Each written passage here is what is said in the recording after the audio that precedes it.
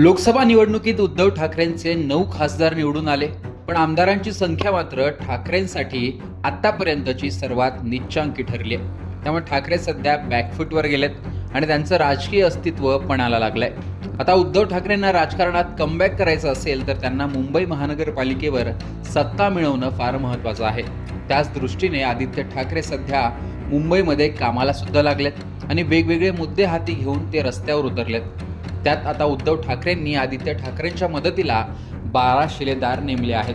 आगामी महानगरपालिका निवडणुकीच्या दृष्टीने मुंबईतील उपनेत्यांवर उद्धव ठाकरेंनी प्रत्येकी 3 विधानसभा मतदारसंघांची जबाबदारी दिली आहे. यामध्ये अमोल कीर्तीकर यांच्यावर दहिसर, बोरिवली, मागाठाणे, उद्धव निकम यांच्यावर चारकोप, कांदिवली, मालाड पश्चिम, विलास पोतनीस, दिंडोशी, गोरेगाव, जोगेश्वरी पूर्व, विश्वासराव नेरुरकर, वर्सोवा, अंधेरी पूर्व, अंधेरी पश्चिम, रवींद्र मिर्लेकर, विलेपार्ले, वांद्रे पूर्व, वांद्रे पश्चिम, गुरुनाथ खोत, चांदिवली, कलिना, कुर्ला, नितीन नांदगावकर, विक्रोळी, भांडूप, मुलुंड, सुबोध आचार्य, घाटकोपर पूर्व, घाटकोपर पश्चिम, शिवाजीनगर, मानखुर्द, मनोज जामसुतकर, अणुशक्तीनगर, चेंबूर, सायन कोळीवाडा, अरुण दुधवडकर, धारावी, माहीम, वडाळा, अशोक धात्रक, वरळी, दादर, शिवडी आणि सचिन अहिर यांच्यावर मलबार हिल, कुलाबा आणि मुंबादेवी या मतदारसंघांची जबाबदारी देण्यात आलेली आहे.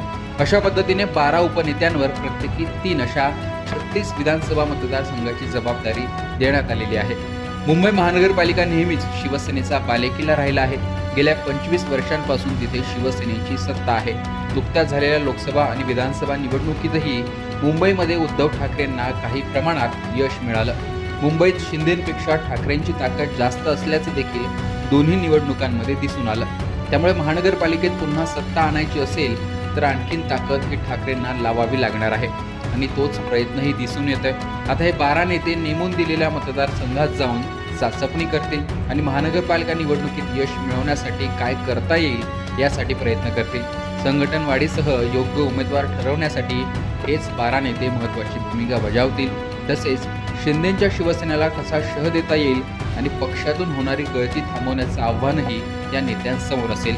स्थानिक स्वराज्य संस्थांच्या निवडणुकांची प्रक्रिया आता वेग घेत असून प्रशासकीय पातळीवर आवश्यक तयारी सुरू करण्यात आली आहे. याच पार्श्वभूमीवर राज्य सरकारने महापालिका, नगरपालिका आणि नगरपंचायतीच्या प्रभाग रचना करण्याचे आदेशही जारी केले आहेत. राज्य सरकारच्या आदेशानुसार संबंधित महानगरपालिकामध्ये प्रभाग रचनेबाबत स्पष्ट निर्देश देण्यात आले असून लोकसंख्येच्या निकषानुसार प्रभाग निश्चित करण्याचं धोरण ठरवण्यात आलं आहे. त्यामुळे लवकरच या प्रभाग रचनेवर आधारित अंतिम आराखडा तयार केला जाईल.